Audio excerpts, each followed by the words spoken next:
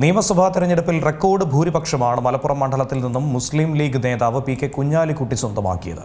1.5 ലക്ഷത്തിന് പുറത്ത് ഭൂരിപക്ഷം ഉയർത്തിയ നിരവധി എം.എൽ.എമാരും ഇത്തവണയുണ്ട്.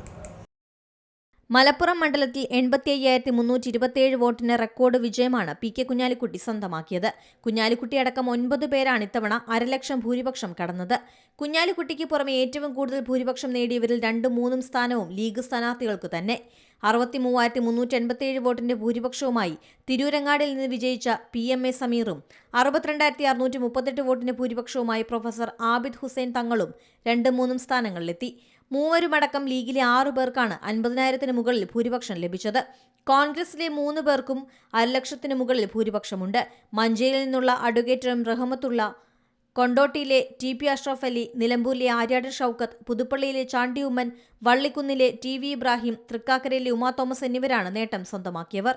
നേരത്തെ ഏറ്റവും വലിയ ഭൂരിപക്ഷം നേടിയത് കഴിഞ്ഞ നിയമസഭാ തെരഞ്ഞെടുപ്പിൽ CPM സ്ഥാനാർത്ഥിയായ KK ശൈലജയാണ്. മട്ടന്നൂരിൽ 60,963 വോട്ടിനാണ് ശൈലജ ജയിച്ചു കയറിയത്. കുഞ്ഞാലിക്കുട്ടിയും സമീറും ആബിദ് ഹുസൈൻ തങ്ങളും ശൈലജയുടെ റെക്കോർഡ് മറികടന്നു. News desk C Malayalam news. ഏറ്റവും പുതിയ വാർത്തകളും വിശേഷങ്ങളും വിരൽത്തുമ്പിലറിയാൻ സി മലയാളം ന്യൂസ് എല്ലാ ഡിജിറ്റൽ പ്ലാറ്റ്ഫോമുകളിലും ലഭ്യം.